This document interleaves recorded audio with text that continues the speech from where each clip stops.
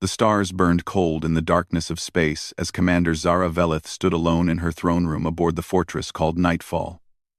Her crimson wings folded against her back like a memory of something lost long ago, the last of her kind, watching the war unfold through countless screens that glowed with the light of distant battles, where other species fought side by side, while she remained apart from all of them. 3 years had passed since the swarm came, those terrible machines that consumed everything in their path, turning worlds into dust and civilizations into nothing more than scattered atoms drifting through the void. And in those 3 years, every species in the Confederation had found their partners in war, the insectoid Kresh bonding with the water-dwelling Quellan who moved through space like liquid light, the crystalline Vex joining forces with the gaseous phantoms who could slip through the smallest cracks in enemy hulls, and humanity, those strange resourceful beings who came from a blue world called Earth. They had made friends with almost everyone, their laughter and warmth spreading through the allied fleets like fire on dry grass. But not with her, never with her. Because Zara was bloodborne, and the bloodborne were monsters in the stories that mothers told their children across 1,000 worlds, vampires who drank the life from living things and left only husks behind, conquerors who had once ruled half the galaxy with an iron fist before a plague took them all away. All except for her, the last one standing in her empty fortress, surrounded by ships that moved without crews, because her very presence gave them life through the strange energy that flowed in her veins instead of blood. She had tried at first to join them, to offer her fleet and her power to the fight against the swarm. But the other commanders looked at her with fear in their eyes, even as they accepted her help. They took her victories and celebrated them, but never invited her to their councils, never asked her to their victory feasts, never treated her as anything more than a weapon to be pointed at the enemy, and forgotten when the battle was done. The screens showed her everything. The Kresh and Quellan commanders sharing a meal in the commissary of their shared vessel, the Vex sending harmonics of joy through quantum channels to their phantom partners, human crews singing songs together in the mess halls of their great ships. Songs about home and hope, and the future they would build when the war was won. Zara watched them all and felt nothing. Or told herself she felt nothing, because feeling was dangerous when you were alone. Feeling was a knife that turned inward and cut deep, so she made herself cold, like the void between stars, and commanded her ghost fleet with efficiency that terrified the enemy and unsettled her allies. But at night, when the battles were done and the reports were filed and there was nothing left to do but exist in the emptiness of her fortress, she would go to the old chamber deep in Nightfall, where ancient instruments waited, instruments from before the plague, before the fall, before everything ended. She would sit among them and let her fingers move across strings that had not been touched in centuries, creating sounds that nobody heard, melodies that drifted out into space on frequencies that military scanners ignored because they were not weapons. They were just music, sad and beautiful, and utterly alone. Zara did not know that anyone was listening, did not know that 60,000 kilometers away, a human communications specialist named Amy Harper sat at her station aboard a patrol ship, monitoring the deep channels for enemy transmissions. Amy was good at her job, better than most, because she did not just listen to the obvious frequencies, she listened to everything, every whisper and echo in the vast ocean of space, and that night she heard something that made her stop and lean forward with her eyes wide. It was music, strange and haunting, coming from the direction of the Nightfall fortress, patterns that repeated and varied like waves on a shore, melodies that seemed to carry emotions she could not name but somehow understood. Amy knew the rules, knew that unauthorized communication with the bloodborne commander was against protocol, knew that her superiors would be angry if they found out. But something in that music called to her, spoke to a part of her that remembered being alone in the dark when she was small, that remembered the feeling of reaching out and finding nobody there. Her fingers moved across her console before she could stop them, encoding a simple message and sending it back along the same frequency the music had come from. Just a few words that felt important in a way she could not explain. The message said this: "I hear you, and you do not sound like a machine." Zara was alone in her chamber when the message arrived, her hands still on the strings of her instrument. And for a long moment, she did not move, did not breathe, did not dare to believe that someone had actually heard her, actually responded, actually treated her transmission as something other than noise to be filtered out. She read the message 3 times, then 4. then lost count, as her ancient heart began to beat faster in her chest, something she had not felt in 300 years, waking up inside her like a seed that had waited through a long winter for the first touch of spring. The vampire queen sat in her throne room, staring at those simple words on her screen. Words from a human she did not know, a stranger who had heard her music and reached back across the void to say that she was heard, that she was not just a weapon or a monster but something that could create beauty. Zara wanted to respond immediately, wanted to send back 1,000 messages all at once, wanted to pour out everything she had kept locked inside for so long. But fear held her back. Fear that this was a trick or a mistake, or something that would disappear if she touched it. So she saved the message and did not reply. But that night, when she returned to her chamber, she played again. And this time the music was different. Less sad, more hopeful, carrying a question that she did not yet have the courage to speak aloud. Amy heard it and smiled, understanding somehow that the queen was listening. That connection had been made even if words had not yet followed. The war continued around them, and the battles raged, and species continued to find their partners and fight together against the swarm. But something had changed in the cold darkness of space, something small and fragile, and impossibly important. A vampire queen who had been alone for centuries had heard someone call out to her, and for the first time in longer than she could remember, Zara Velith allowed herself to hope that perhaps, just perhaps, she might not have to stand alone forever. The emergency klaxons screamed through every ship in the fleet as the swarm descended upon the mining colonies of Proxima Vale, like a plague of metal locusts, their numbers so vast that they blotted out the stars themselves, and Admiral Kate Morrison watched from her command deck as colony after colony went dark, millions of lives winking out like candles in a storm, while her forces fought desperately to hold the line and failed. Kate had fought in every major battle of this war and won most of them. But this was different. The swarm had learned from its defeats and adapted, sending wave after wave of upgraded units that shrugged off weapons that had destroyed them before.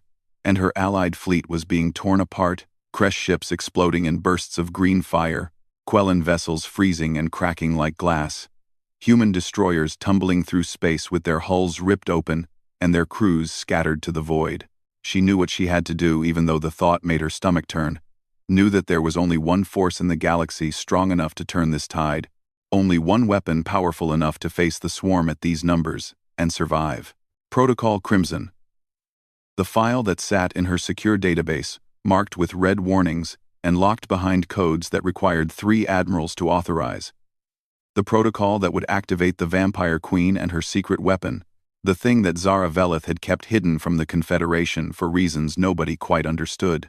Kate sent the authorization request and waited, watching more ships die on her screens while the approval codes came through one by one, and then she opened a channel directly to the Nightfall Fortress and spoke the words that would change everything. She told Zara that the Confederation needed her, needed the full extent of her power, needed the dragon. The vampire queen appeared on the view screen looking exactly as she always did, cold and composed with her silver hair flowing around her face like a waterfall of moonlight. But Kate saw something flicker in those ancient red eyes when she mentioned the dragon, something that might have been pain or fear or both. Zara spoke in that voice that sounded like winter wind over frozen lakes, asking Kate if she truly understood what she was requesting, if the Admiral knew what it meant to wake a dragon who had chosen to sleep, who had turned away from the world and all its wars.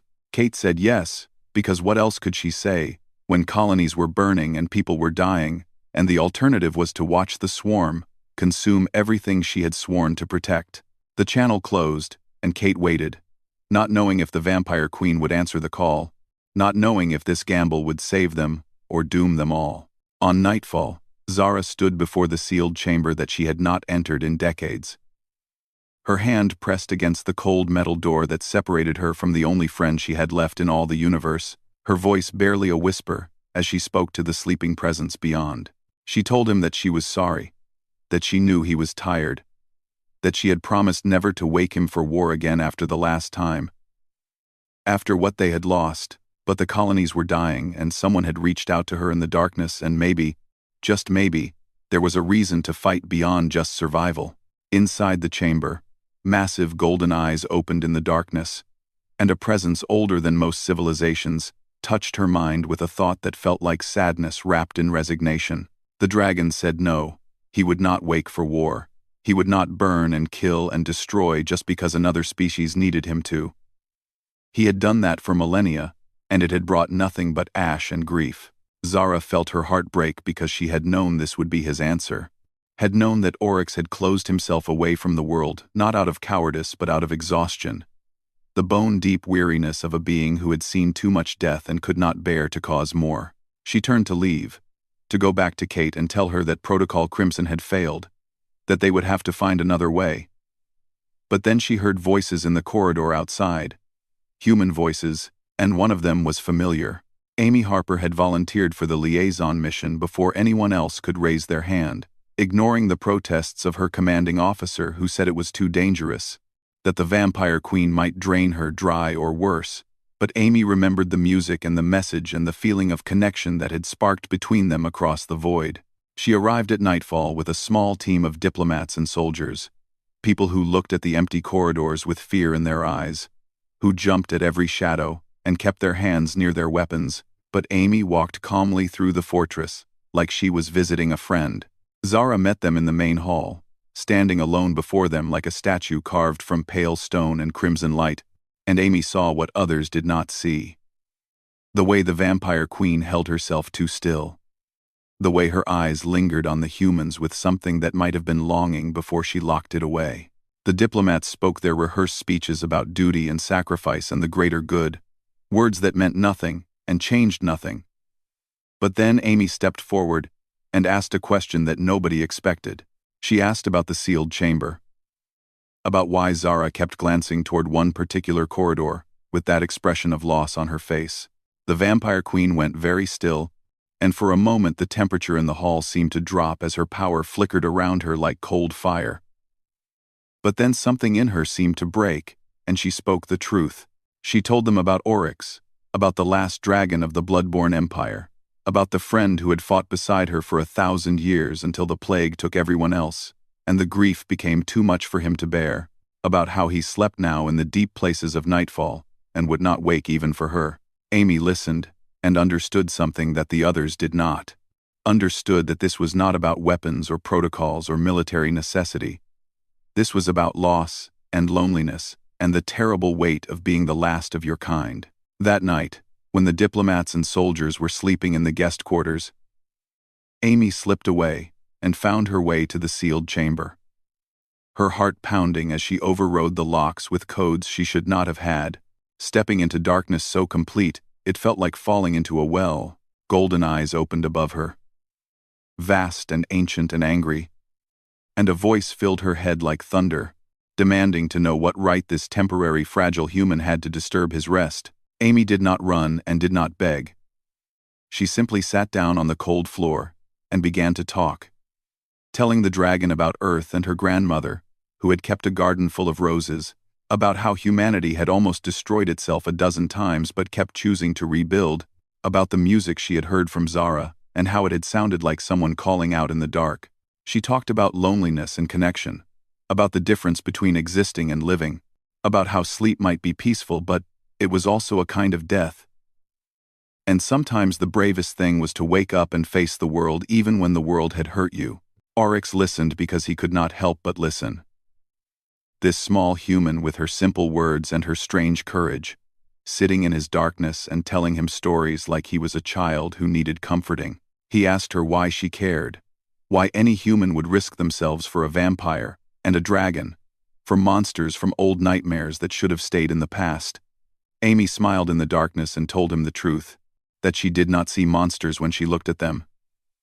She saw people who were hurting, people who were alone, people who deserved to have someone reach back when they reached out. The dragon was silent for a long time, and then slowly, very slowly, he began to move.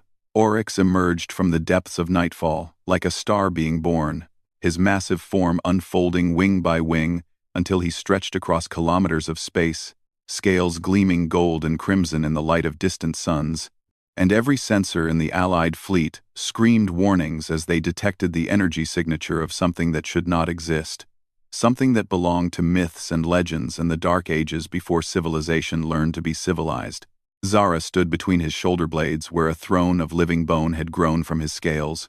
Her crimson wings spread wide to catch the solar winds. And beside her stood Amy Harper in her simple flight suit, human and fragile and utterly fearless, as she looked down at the fleet below and waved like she was greeting old friends. Admiral Kate Morrison stared at her view screen and tried to process what she was seeing, tried to reconcile the reports of a living bioship the size of a small moon with the reality of the creature that floated before her fleet, like a promise and a threat, all wrapped in golden scales.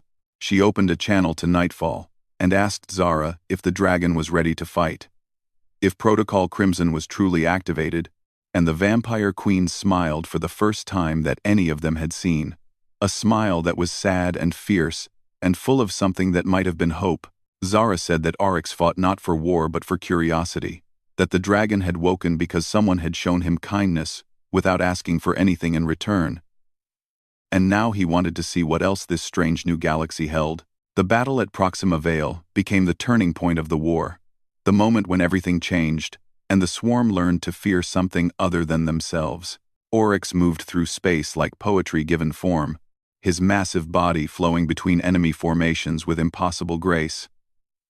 Wings that could have wrapped around planets folding and extending as he danced through the void, and from his throat came fire that was not fire but concentrated bioplasma that turned swarm vessels into vapor before they even knew they were dead.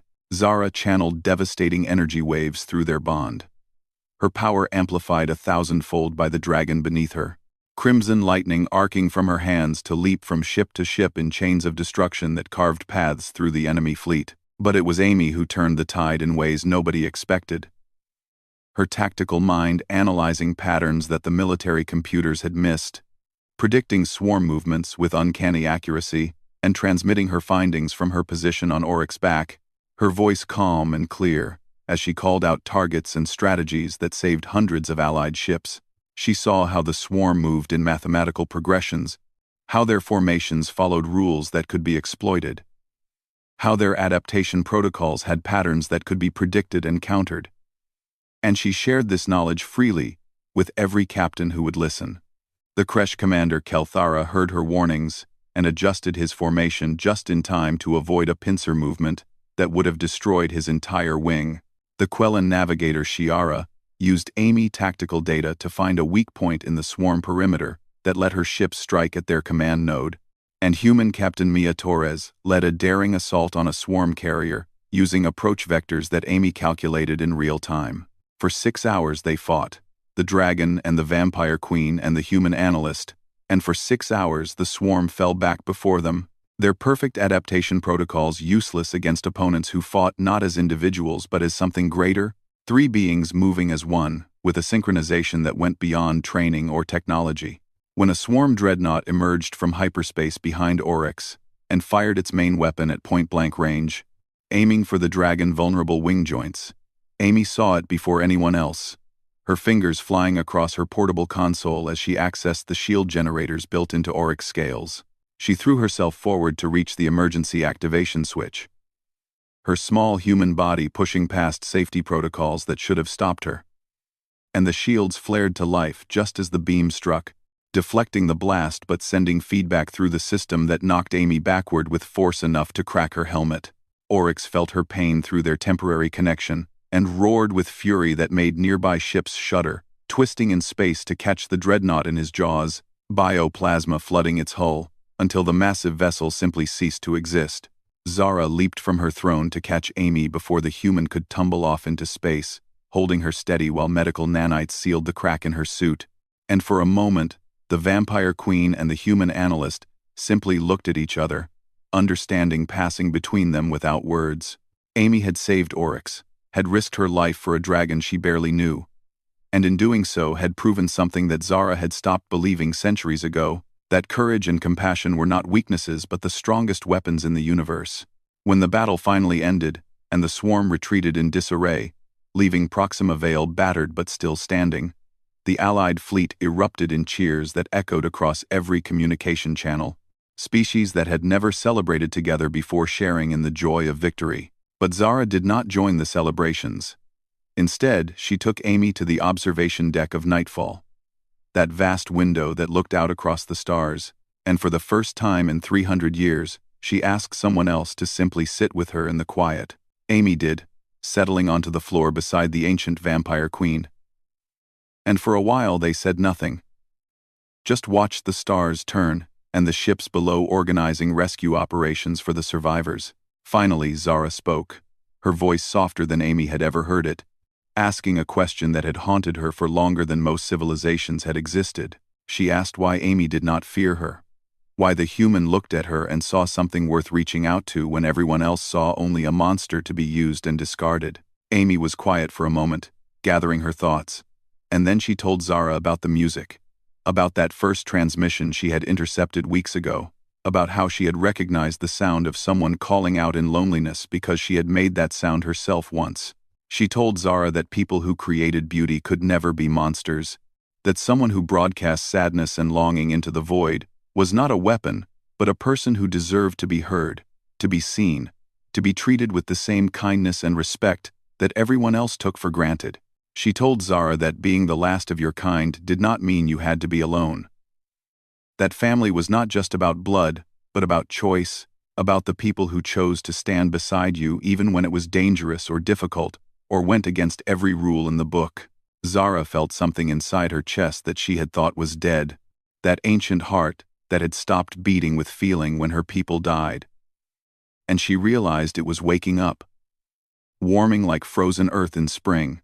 The vampire queen reached out with a hand that trembled slightly and took Amy's hand in hers, holding it carefully like it was something precious and fragile, and Amy squeezed back with human warmth that burned brighter than any star.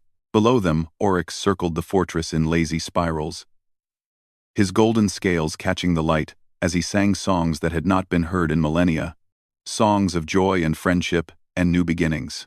And for the first time since the plague took her people, Zara Velith allowed herself to believe that perhaps she was not the end of her story but the beginning of something better, something that included not just survival but life, not just existence, but connection. Amy smiled up at her and said something that would echo through the rest of the war and beyond, words that were simple but carried weight that neither of them fully understood yet. She said that everyone deserved to have someone reach back when they reached out, that loneliness was not a sentence but a challenge to be overcome, and that Zara did not have to face the universe alone anymore. The vampire queen held those words close to her heart like treasure as the stars wheeled overhead, and the future opened before them, full of possibility. Victory followed victory, as Zara fleet became the spearhead of the Confederation. Advance, pushing the swarm back system by system, with Orcs leading the charge and Amy tactical genius guiding their strikes. But with each triumph, the whispers grew louder in the corridors of power, voices that spoke of fear, dressed up as wisdom, of caution masquerading as strategy.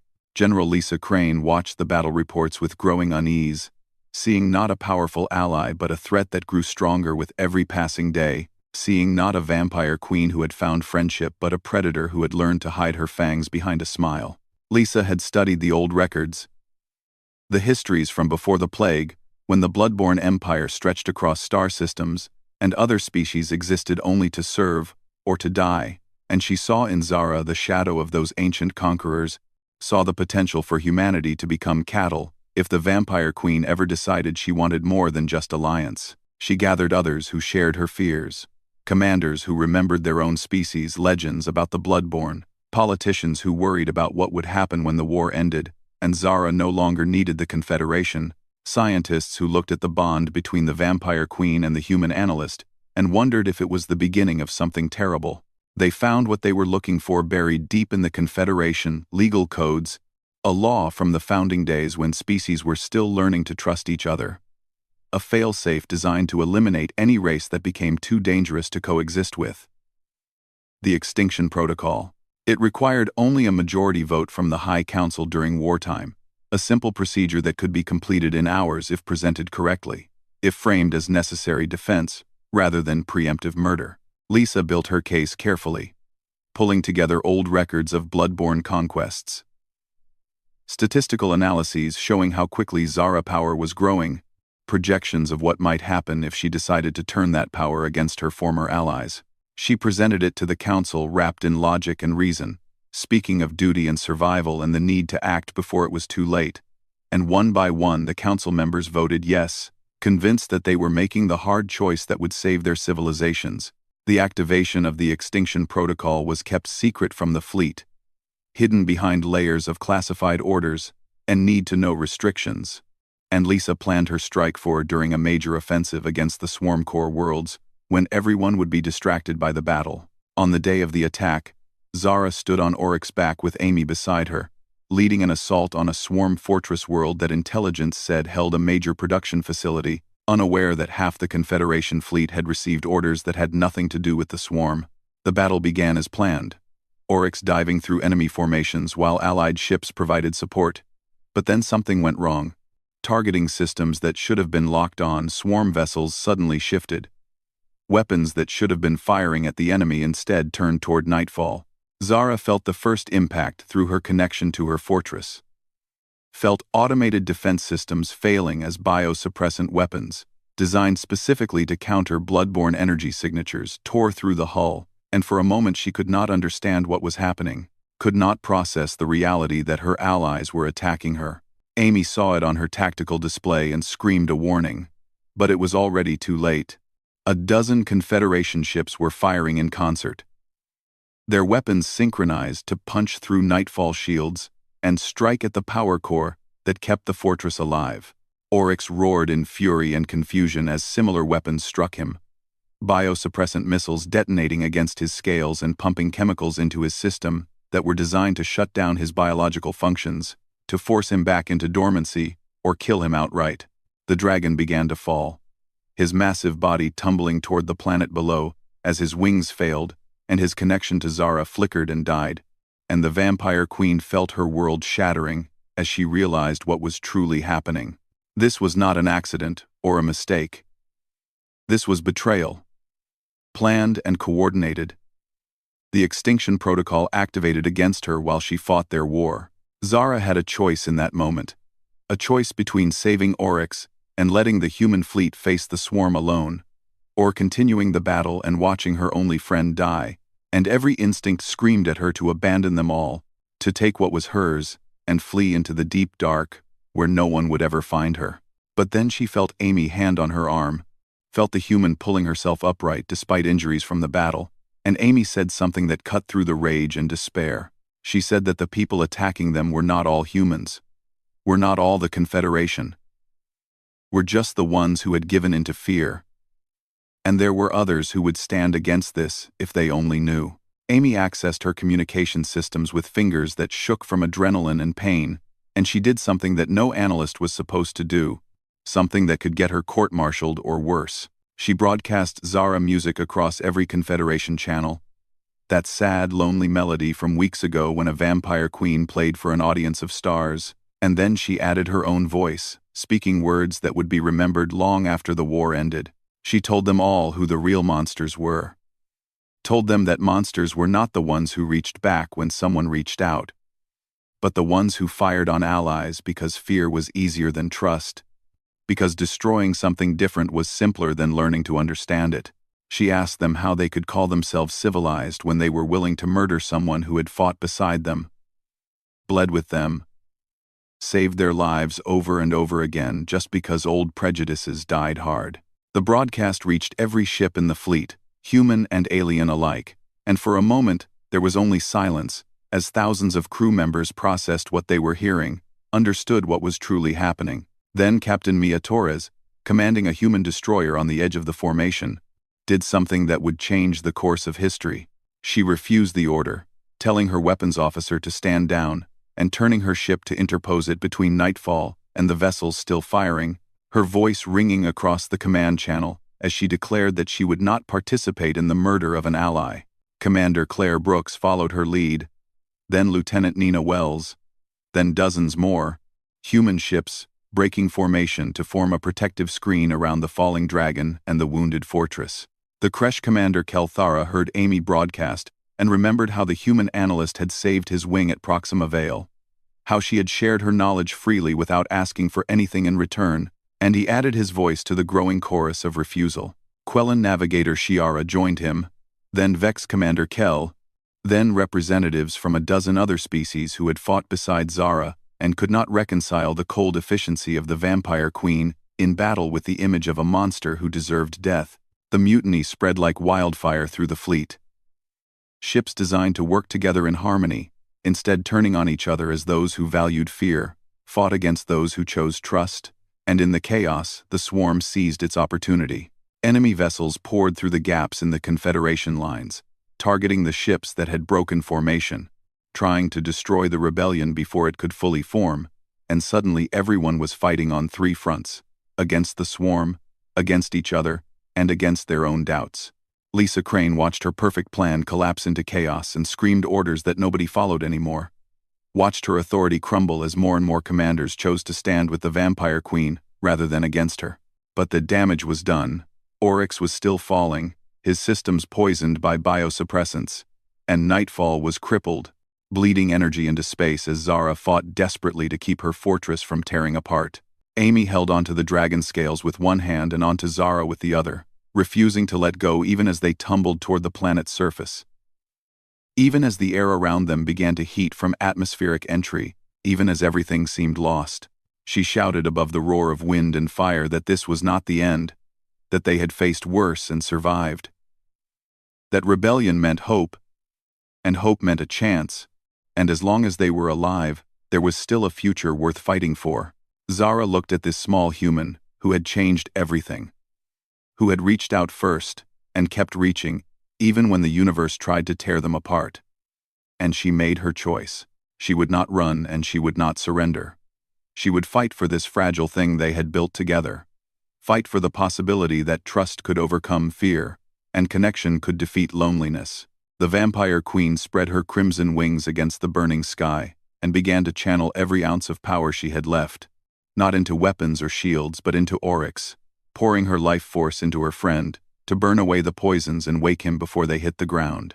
The dragon eyes blazed gold as consciousness returned, his wings snapping open just meters above the surface, catching air and pulling up in a climb that should have been impossible, carrying them back toward the stars and the battle that would decide everything.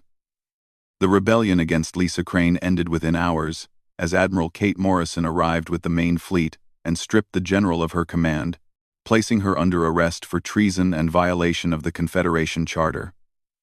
But the damage to trust and unity ran deeper than any court-martial could repair, and the swarm sensed weakness like predators smelling blood in water. They launched their final assault 3 days later, bringing forth a weapon that intelligence had only theorized about, a reality-tearing device built from captured Vex crystal technology and phantom quantum processors, a machine designed to collapse entire star systems into quantum dead zones, where the laws of physics became suggestions, and matter itself forgot how to exist. The swarm planted it in the heart of the Helios system, a densely populated region with 17 inhabited worlds and over 40 billion souls. And they activated it slowly, letting the Confederation watch as reality began to unravel at the edges, as space itself started to crack and bleed impossible colors. Every scientific mind in the fleet studied the problem and came to the same conclusion, that no conventional weapon could stop it, that the only power source strong enough to counter a reality-tearing device was something equally fundamental, equally tied to the fabric of existence. They needed bloodborne energy, dragon life force, and something that had never existed before. A connection that bridged the gap between species and allowed power to flow freely without domination or submission. Amy proposed the impossible in a briefing that brought together the leaders of every allied species, her voice steady despite exhaustion, as she explained her plan. She wanted to create a neural link not just between Zara and Orcs but including herself and any human volunteers willing to join them, a network of consciousness that would combine human ingenuity with dragon power and bloodborne energy manipulation. The scientists said it had never been done, that the biological differences were too great, that attempting such a link might kill everyone involved, or worse, might create something uncontrollable. Amy looked at Zara across the briefing room and asked a simple question with her eyes, a question about trust and risk and whether they believed in what they had built together. The Vampire Queen stood and spoke words that silenced every objection, saying that she would rather die trying to save billions than live, knowing she had chosen safety over compassion. That fear had nearly destroyed their alliance once, and she would not let it win again. Within hours, 50 human volunteers had stepped forward, pilots and engineers and soldiers who had fought beside Zara Fleet, who had seen the Vampire Queen in battle and at rest, who believed that this strange alliance was worth dying for. They gathered in a specially modified chamber aboard Nightfall, where blood-borne technology could interface with human neural implants. Each volunteer settling into acceleration couches, while medical teams monitored their vital signs. Zara moved among them, touching each forehead gently and establishing the initial connection. Feeling their minds brush against hers like nervous birds testing their wings, and she marveled at the courage it took for them to open themselves so completely to someone they had been taught to fear. Amy was the last one she touched.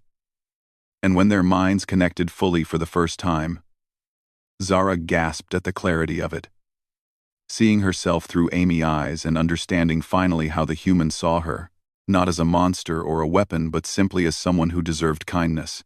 The bonding process began, Orcs wrapping his consciousness around all of them like a protective embrace, and for a brief moment they were separate beings struggling to maintain their individual identities against the pressure of merging. But then Amy did something that made it work. She started singing. That same simple melody that Zara had broadcast into space weeks ago.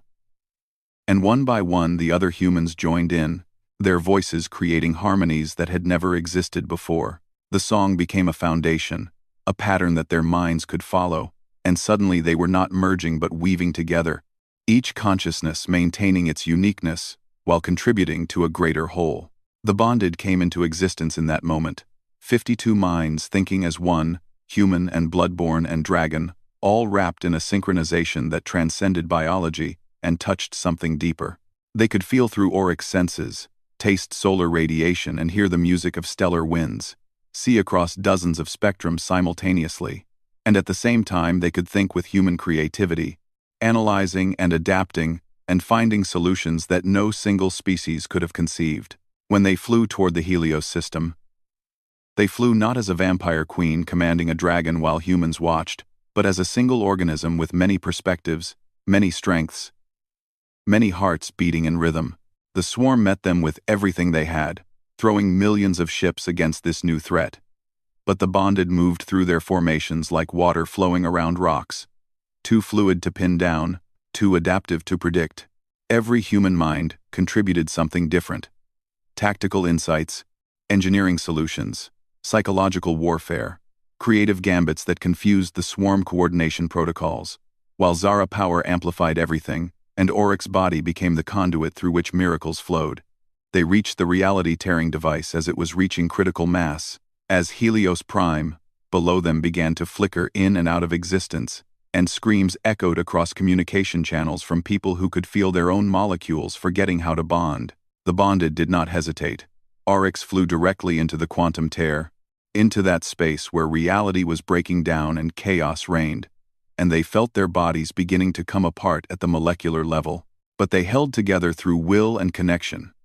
Through the bonds they had forged and the trust they shared, Amy consciousness at the center holding the pattern while Zara power flowed through her like lightning, and the human volunteers fed their life energy into the network. They saw the device for what it truly was, not a machine but a virus, a code written in the language of existence designed to make reality forget itself, and they understood that the only way to stop it was to rewrite that code from within. 50 human minds worked in parallel, each one analyzing a different aspect of the problem, finding patterns and solutions, and sharing them instantly through the network, while Zara translated their insights into blood-borne energy manipulation, and Oryx's body became the pen that wrote new laws into the fabric of space.